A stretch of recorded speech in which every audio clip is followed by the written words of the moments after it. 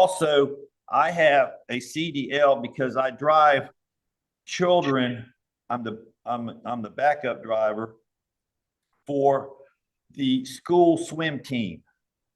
And without me, there's not going to be a swim team. And Your Honor, so Mr. Billingsley is aware the state would offer to reduce his speed to 80 and a 65. All right. And the state would offer to reduce his ticket to 80 and a 65, and it'd be a $100 fine if Mr. Billingsley would like to take that offer. Mr. Billingsley? That reported on my license. It would be, sir. It's 15 miles over, so it would be reported. No, I'm going to court. I'm going to trial. All right. So, Mr. Billingsley, can you see Mr. Tipton? Yes. Can you hear me? Is that the DA, Mr. Tiffany? It's the solicitor, yes. Yes, okay. All right. So this is case 2024 TK 00106. Lewis Edward Billingsley. You're before the court for speeding 16 to 20 miles per hour over the limit. All right. So the state's going to present their witnesses. After they finish questioning the witness, you'll be able to question a witness, and then we'll go from there. At the end of the trial, whether you make a statement or not, whether you wish to testify or not, each side will be given the opportunity to make an argument to explain to me why I should rule in your favor. Okay? Yes, ma'am. All right. So, Mr. Tipton, call your first witness. Yes, Your Honor. State's going to call Officer Jeremy Parks. All right. Officer Parks. Mr. Tipton, your witness. Yes, Your Honor. Officer, would you please state your name for the Zoom call? It's Officer Jeremy Parks with the Clayton County Police Department. How long have you been with the Clayton County Police Department, sir? A little over 3 years now. And what's your official title? I'm a field training officer. Okay. And as a field training officer, are you post-certified? I am. And being post-certified, are you authorized to issue citations and make arrests and investigate crimes? I am. So I want to draw your attention to December 21st of 2023. Were you working with Clayton County PD? Yes. Were you post-certified at that time? I was. Okay. And you have to do a certain number of hours to keep that certification up. Is that correct? Yes. Okay. Were you up to date at that time? Yes, I was. Okay. Okay. So did you have occasion to, well, let me ask you this. What were your duties that day? Answering calls for service and traffic enforcement. Okay. Did you have occasion to perform traffic enforcement on I-675 near Highway 42? I did. Okay. And during that, at that location on that date, did you have occasion to make contact with Mr. Lewis Edward Billingsley? I did. Okay. And do you see Mr. Billingsley on the Zoom call? I do. Can you identify him by an article of clothing he's wearing? He's wearing a yellow shirt. Okay. Thank you. So why did you make contact with Mr. Billingsley? So I was traveling southbound on I-675, right at the Forest Park, between Forest Parkway and Highway 42. And I observed a vehicle traveling at a very high rate of speed. The speed limit being 65 miles an hour on 675. I got behind the vehicle and caught up to him, and I was able to pace his speed at 90 miles an hour. And then I conducted, a traffic stop by activating my emergency lights and pulling him over to the right shoulder. Okay. Was your speedometer working that day? It was. Okay. How did you know it was working? It's tested through Clayton County's maintenance program. Okay. Okay. And was this portion of I-675 within the boundaries of Clayton County? Yes. Okay. And when you made contact with Mr. Billingsley, did he make any statements to you? He did. I explained to him the reason for the stop, and I told him that I had paced him doing 90 miles an hour, and he said, no way I was doing 90, I was doing 85. And I said, well, the speed limit is 65, sir. And he said, oh, it's 65 here? I thought it was 75. And I said, no, sir, it's 65. And then I went to my car, and I wrote him a speeding ticket for doing 85 miles an hour in a 65 mile an hour zone. When I returned to give Mr. Billingsley the ticket, he said, "I hope you know what you've done. I'm a CDL driver. This is gonna mess up my career." And I explained to him that as a CDL driver, you have to know better. And I told him to have a nice night and drive safe. Thank you. At this time, I have no further questions for you, sir. Mr. Billingsley, do you have any questions for Officer Parks? I do. All right, you may ask those questions. Ask them one at a time, allow him to answer, and then proceed with your next question. Okay, Officer Parks, hello, how you doing? I'm fine. When you got on the interstate, were you coming on an on-ramp to the interstate? I did get on the interstate from an on-ramp, yes. Yeah, and what ramp was that? I don't recall. It was 2. Objection, Your Honor. That's Okay, testimony. so Mr. Billingsley, that's testimony. That's what we were cautioning you about. You can't tell him what to say, but you can ask him questions to elicit his response. And if he doesn't know, he doesn't know, so. Okay. Well, could you see, you saw me when you got on the ramp? I don't believe I saw you from the ramp. I believe I saw you as I was driving on 675 southbound. Do you believe I could have seen you from where I was? Objection, Your Honor. Calls for speculation. Overruled. You may answer that, Officer Parks. I can't speak to that. I don't know. I wasn't stationary on the interstate. I was driving to another place on the interstate when I observed the vehicle driving at a high rate of speed. Okay.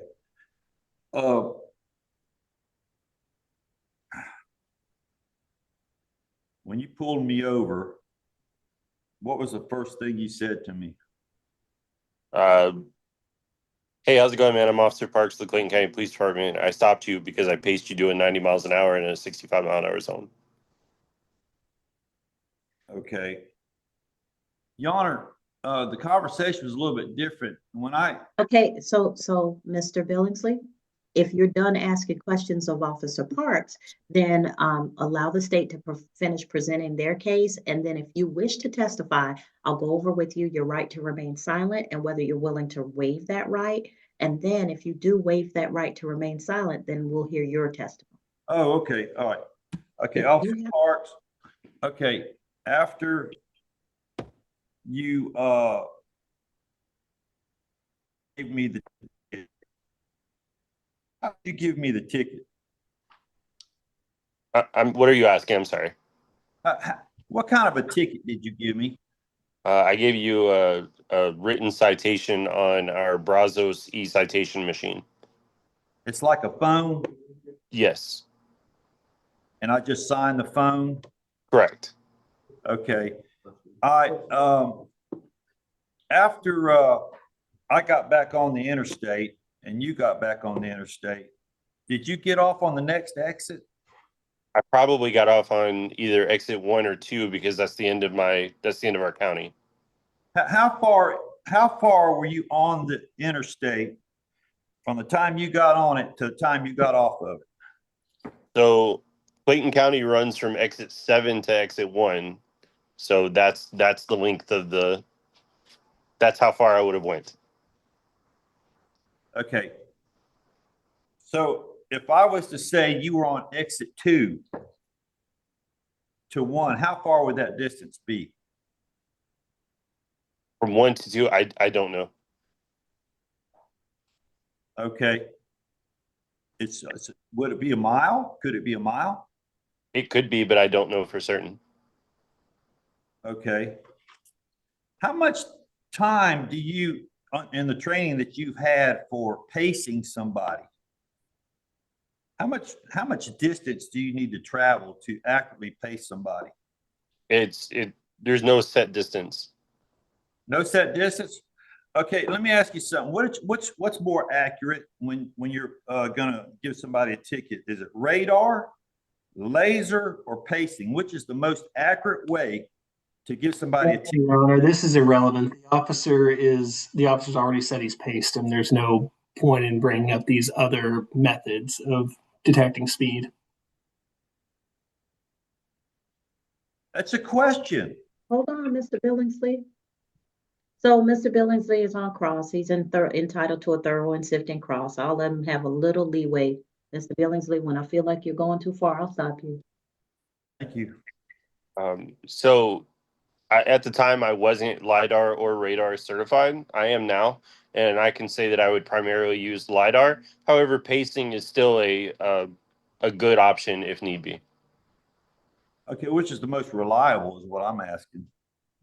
I can't speak to that. I don't know the science on it. You're trained in radar as well? I am. And laser Yes, sir. I am now. I was not at the time. and pacing. Yes, sir. What are the requirements when you're learning when you're in training of pacing? How There do is no. pace? I'm sorry.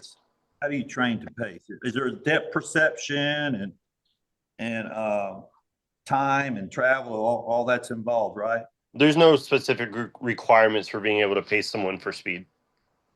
No requirements for pace. Okay, that's a good. Was it dark? Yes, sir.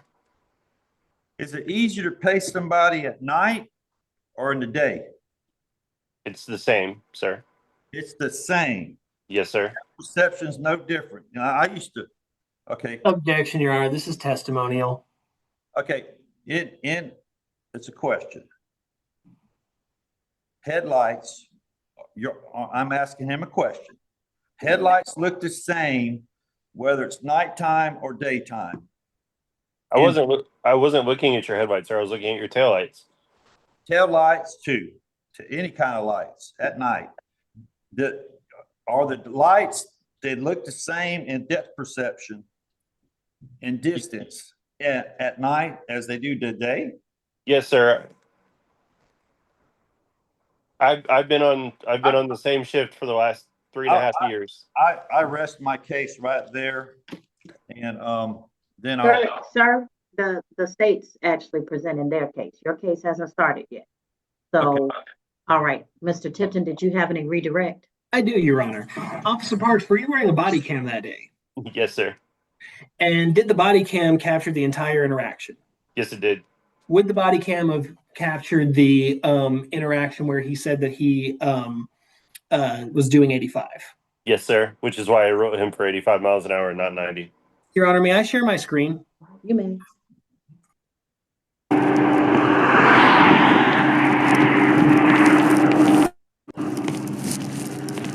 Is the court able to hear? Yes, I hear.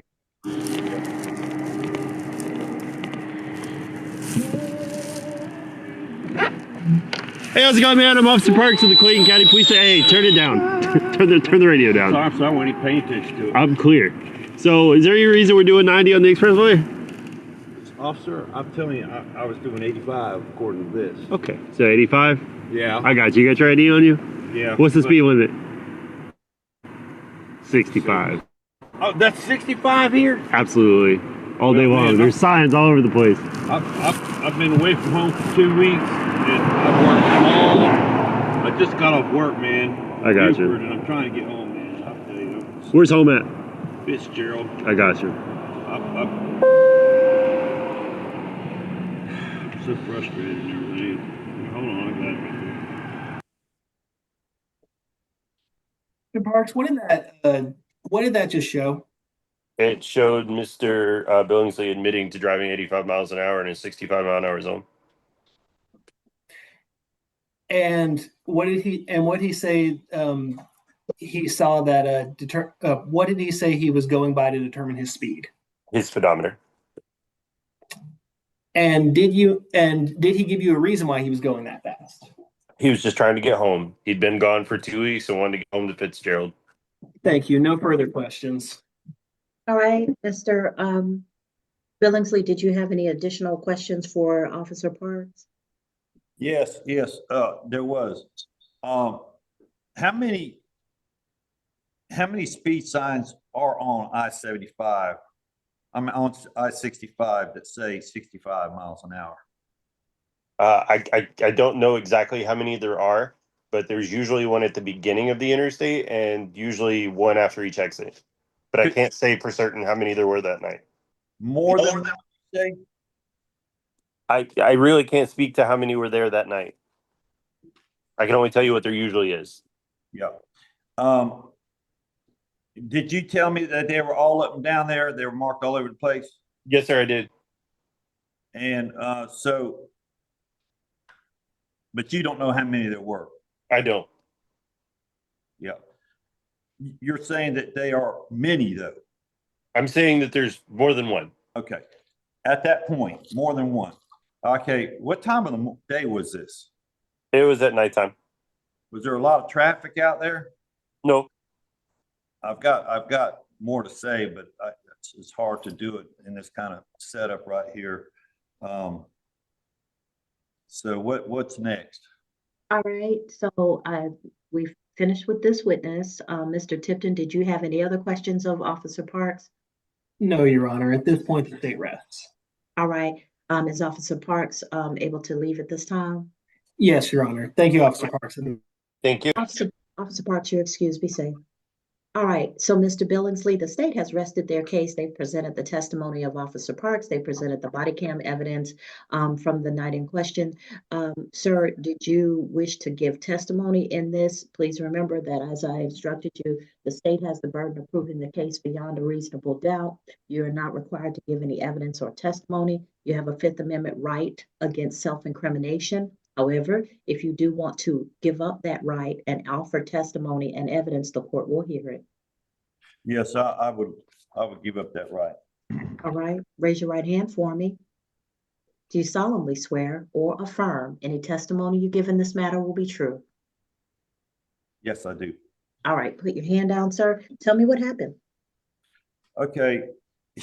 I was my argument here is there's only one sign. I went back and looked. There's only one sign that said 65, and you can easily miss it by one semi. There was two semis, that I was kind of traveling with. We were all kind of going the same speed. I observed this officer coming on to 675. I saw him coming on. So why would I speed? Why would I think, intention? Now, when he got behind me, he was about like a football field behind me, 300 yards. And then he was catching up with me. I shot, he pulled me over. So when he pulls me over, he, caught me off guard. He's like, what are you doing 90 for? I wasn't doing 90.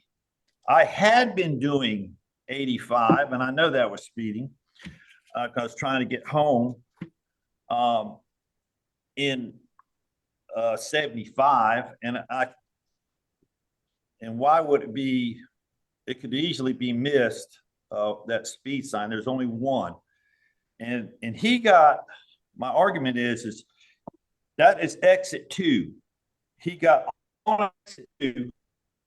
And pulled me over before he got to exit 1. He got back off of exit 1. That's 1 mile. And I don't think he had enough time to accurately pace me. Other than me being honest about what I was doing previously, I was never doing 90. Never. So his voice, when he come out there and said, you did 90, he was catching up with me.